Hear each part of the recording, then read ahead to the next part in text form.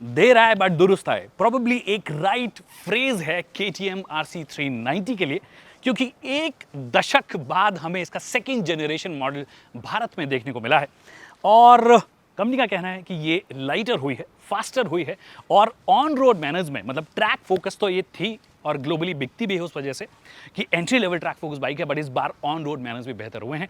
पर इनमें कितनी सच्चाई है और कितना कुछ चेंज किया गया है उसके बारे में आज हम बात करने वाले हैं। नमस्कार खमागणी देवियों सज्जनों, my name is Vikas Yogi, you are watching Ison studio and here is everything that you need to know about the new generation KTM RC390.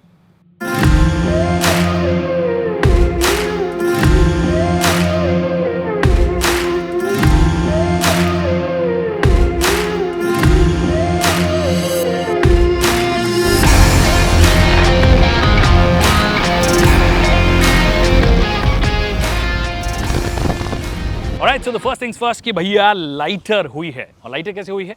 जो बेसिकली आप नीचे फ्रेम देख रहे हैं उसमें एक और मतलब सब फ्रेम बोल्ट किया है, जिससे कि थोड़ा सा लाइट बनाने की इसे कोशिश की है।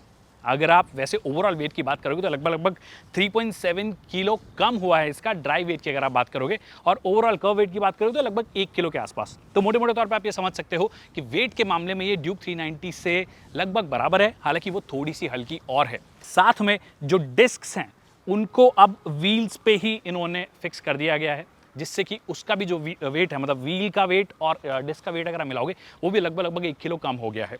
एक्सल का जो मटेरियल है वो भी चेंज किया गया है, उसे भी लाइटर बनाया गया है। और एक मजे की बात कि फ्यूल टैंक जो है वो बड़ा हुआ है, जहां पहले 9.5 लीटर कैपेसिटी का आता था, अभी 13 लीटर से ज़्यादा की कैपेसिटी का आता है। उसके बाद भी आप ये देखोगे कि वेट जो है इन्होंने ठीक ठाक सेव कर लिया है। क्या वो परफॉर्मेंस में भी नजर आता है? जैसे कि मैंने शुरुआत में ये कहा था कि ये फास्टर है। फास्टर कितनी? 0 to 100 करने में ये मात्र 6.3 सेकेंड्स लेती है, जो कि पहले वाले से लगभग 0.8 सेकेंड्स फास्टर है। पहले वाली 7.1 सेकेंड्स लेती थी। अब उसके लिए क्या कुछ किया गया है? सबसे पहले तो एयरबॉक्स जो है उसका साइज बढ़ाया गया है, 40% लार्जर एयरबॉक्स है। प्लस थोड़ी बहुत इंजन की जो ट्यूनिंग है उसमें चेंजेस किए गए हैं, सस्पेंशन में चेंजेस किए हैं। जो आपका फ्रंट सस्पेंशन है या रियर सस्पेंशन है उनको थोड़ा सा रिवाइज किया है। हालांकि आपको मैं एक चीज़ बता दूं कि इंटरनल्स काफ़ी कुछ सेम है और रियर वाला 5 स्टेप एडजस्टेबल है, फ्रंट वाला हालांकि नहीं है। इसका मतलब क्या है? इसका मतलब ये है कि जो ग्लोबल मॉडल है और ये वाला मॉडल है उसमें बेसिक डिफरेंस ये होगा कि वो 20 स्टेप एडजस्टमेंट हो सकता है, यहाँ पर नहीं हो सकता, क्योंकि मोस्ट लोग ट्रैक डेज पे इस बाइक को नहीं लेके जाते हैं, उनको रेगुलर रोड्स पे भी चलानी पड़ती है। आप अगर बहुत ज़्यादा ट्रैक फोकस बाइक बनाते हो तो आप बहुत ही छोटे सेगमेंट को टारगेट करने लग जाते हो। हालांकि ये अभी भी टॉप सेलिंग बाइक है अपने सेगमेंट में, बट और ज़्यादा अगर इसे मास बनाना है तो ये सब चीज़ें आपको करनी पड़ेगी।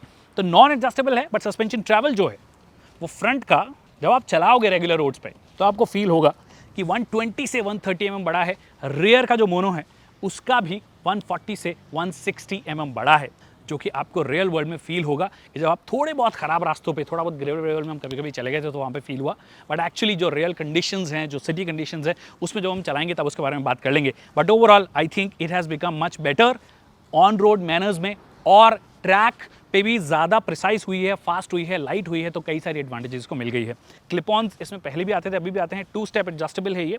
और ओवरऑल पोजीशन जो है, मतलब जैसे आप बैठते हो, जैसे कि मैं आपको बैठ के बताता हूँ, अब अगर आप देखोगे तो सीट हाइट जो है मोटरसाइकिल की वो अच्छी खासी है। मेरी हाइट फॉर द रेफरेंस 5'6" है। I am not a tall person, I am 169 centimetres to be precise.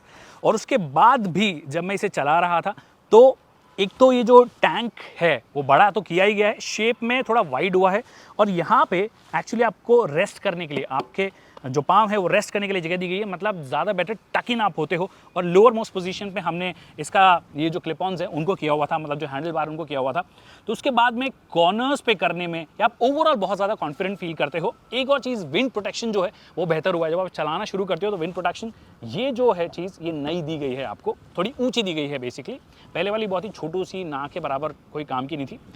ये एक्चुअली विंड प्रोटेक्शन में बहुत मदद करती है। और जब आप स्ट्रेट्स पे, मतलब पहले तो इंजन में हल्का फुल्का रिवाइज जो टॉर्क है वो आपका बड़ा है, प्लस विंड प्रोटेक्शन थोड़ा बेहतर हुआ है तो विंड ब्लास्ट आपको कम मिल रहा है, प्लस आपकी पोजीशन जो है वो थोड़ी बेहतर आ रही है, यू टक इन रियली वेल।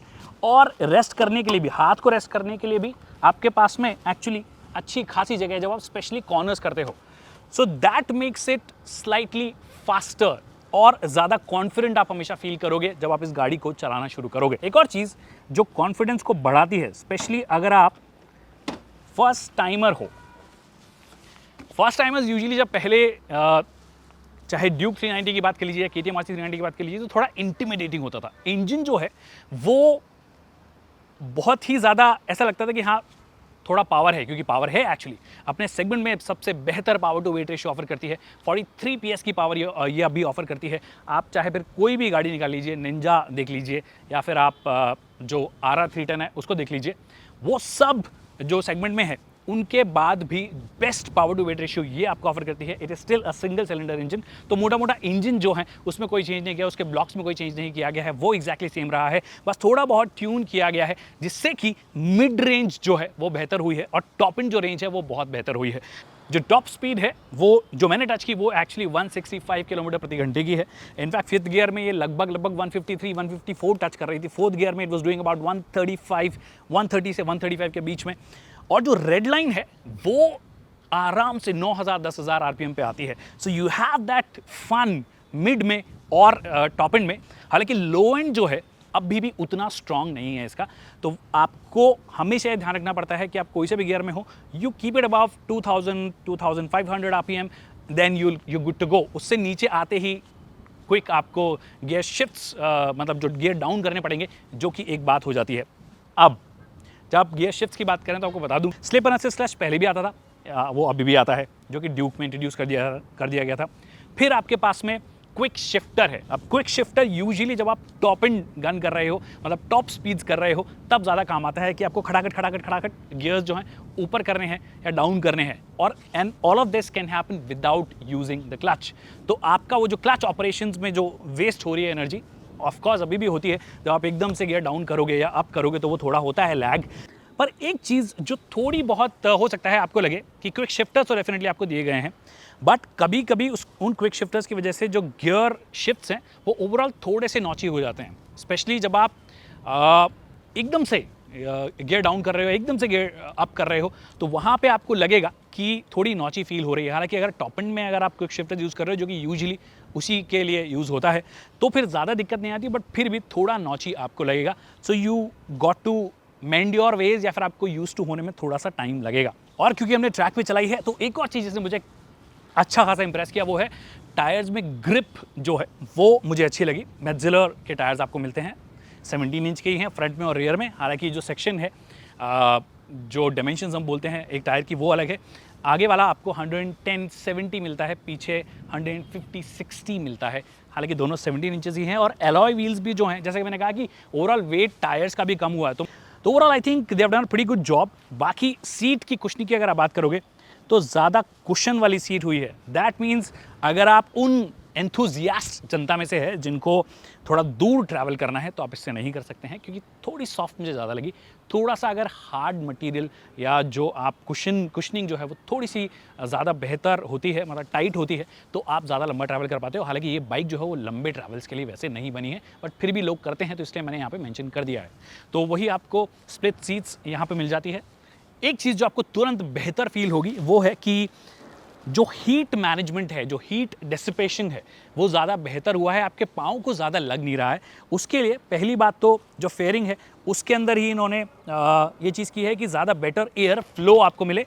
दूसरी चीज़, जो आपको रेडिएटर दिया गया है उसे कर्व्ड शेप का बनाया गया है। कर्व्ड शेप प्लस ये कुछ फेयरिंग में चेंजेस जो हैं उसके करने से ज़्यादा बेहतर हीट मैनेज करिए। मतलब हम लोग जब गन कर रहे थे, लगातार हाई स्पीड्स भी कर रहे थे, तो मुझे बहुत ज़्यादा फील एक्चुअली नहीं हो रहा था, जो कि एक अच्छी बात है। हालांकि फिर भी आप चप्पल में और अपनी निक्कर में मोटरसाइकिल ना चलाएं, वरना गर्मी आपको डेफिनेटली फील होगी नीचे।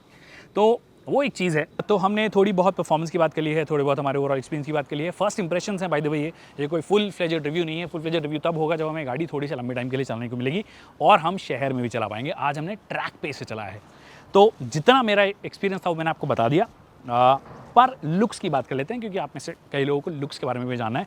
वैसे लुक्स काफ़ी सब्जेक्टिव है। कई लोगों को पुराने वाले लुक्स थोड़े से बेहतर लगते हैं, जिसके अंदर इंडिकेटर्स बाहर निकले हुए होते थे। तो आप पुराने वाले के लिए बोल सकते हो कि हाँ, पहले वाला जो था वो थोड़ा सा ज़्यादा एग्रेसिव लगता था, ज़्यादा स्पोर्टी नज़र आता था। बट मुझे एक्चुअली इस वाले लुक से भी कोई प्रॉब्लम नहीं है। It's a plain look. हालांकि LEDs आपको दी गई हैं, इंडिकेटर्स को यहाँ पे प्लेस किया गया है, जो बाहर निकल रहे थे तो ज़्यादा बेहतर है। यहाँ पे हल्के हल्के डॉट्स दिए गए हैं अगर आप ये विंडस्क्रीन की बात करोगे, जो कि विंड प्रोटेक्शन में या फिर विंड को फ्लो करने में ज़्यादा बेहतर मदद करते हैं। तो ओवरऑल उन चीज़ों का ध्यान रखा गया है, मतलब ये फंक्शनल चेंजेस ज़्यादा किए गए हैं, इंस्टेड आप लुक्स पे फोकस करोगे। तो फंक्शनल चेंजेस के साथ में मुझे तो एक्चुअली ये ठीक लग रही है। साथ में कलर TFT डिस्प्ले आपको मिलता है, जो कि ड्यूक 390 में भी मिलता है, हालांकि इसमें अभी भी आपको नेविगेशन नहीं मिलता है। बाकी आप ट्रिप रीसेट कर सकते हो, आपको ट्रिप मीटर्स दिए गए हैं। साथ में अगर आपको रियर वाला जो ABS है उसे स्विच ऑफ कर सकते हो। इसमें 2 ही मोड्स आते हैं, एक रोड मोड है और एक सुपर मोटो मोड है। सुपर मोटो मोड में करोगे तो रियर वाला ABS आपका बंद हो जाएगा, मतलब अगर आप ट्रैक पे और आपको लग रहा है कि ज़्यादा इंट्रूड कर रहा है, तो आप ब्रेकिंग कर रहे हो या इंजन ब्रेकिंग कर रहे हो तो उस टाइम पे इंट्रूड कर रहा है, तो उस वक्त आप उसे बंद कर सकते हो। हालांकि स्विचेबल ABS नहीं है ये बेसिकली डुअल चैनल को सिंगल चैनल बनाने का एक तरीका आप बोल सकते हो। मतलब जब आप इलेक्ट्रॉनिक्स की बात करोगे या ओवरऑल चेंजेस की बात करोगे, this has become very very similar to the 2017 Duke 390, जो कि उसका मतलब सेकेंड जनरेशन मॉडल था। और अब हमें यहाँ पर भी वो सारी चेंजेस देखने को मिल गए हैं। आपको इसमें फेयरिंग आती है तो ये थोड़ी सी ज़्यादा स्पोर्टी नज़र आती है। अदरवाइज इलेक्ट्रॉनिक्स प्लस कई सारे चेंजेस, कंपोनेंट्स, वो सब आपको ड्यूक 390 में ऑलरेडी मिलते हैं, प्लस वो थोड़ी सी हल्की है। Alright, so that's it people on the KTM RC390 second generation model. अब आप बोलेंगे कि भैया किसके लिए बनाई गई है ये? मैंने शुरुआत में ही बोल दिया था कि this has become much better, this has evolved for better. उसका मतलब क्या है? उसका मतलब ये है कि अगर आप पुरानी वाली RC390 आपको ज़्यादा इंटिमिडेटिंग लगती थी, लगता था कि भैया बहुत ही ज़्यादा ट्रैक फोकस्ड है और शहर में चलाना थोड़ा मुश्किल है, हाईवे पे भी चलाओगे तो टॉप एंड में चलाओगे, हाई स्पीड में चलाओगे तो ज़्यादा मज़ा आता है, तो ये बेहतर हो गई है। स्मूथ ओवरऑल इसके इंजन की जो डिलीवरी है, पावर डिलीवरी है, वो ज़्यादा बेहतर हो गई है। प्लस सस्पेंशन जो है वो इंडियन कंडीशन के हिसाब से इन्होंने चेंज किए हैं, हालांकि उसे टेस्ट करना भी हमें बाकी है, बट इनका कहना है तो एक बार के लिए हम मान लेते हैं। और ओवरऑल कंफर्ट पोजीशन, चाहे आप बैठ रहे हो, आप अपने पाँव टक इन कर रहे हो या फिर आप कॉर्नर्स ले रहे हो, तो आप ज़्यादा कॉन्फिडेंट हमेशा फील करते हो। प्लस इलेक्ट्रॉनिक्स का भंडार आपको KTM RC390 में मिल जाता है, जो कि इसे एक परिपक्व मोटरसाइकिल बनाता है। आई होप आपको ये वीडियो पसंद आया होगा। वीडियो पसंद आया तो इसे लाइक करना और शेयर करना ना भूलिए। अगर कोई सवाल हैं जो कि रह गए हैं तो कॉमेंट सेक्शन में पूछ सकते हैं, हम उसका जल्द से जल्द जवाब देंगे। Thank you so much people for watching this video.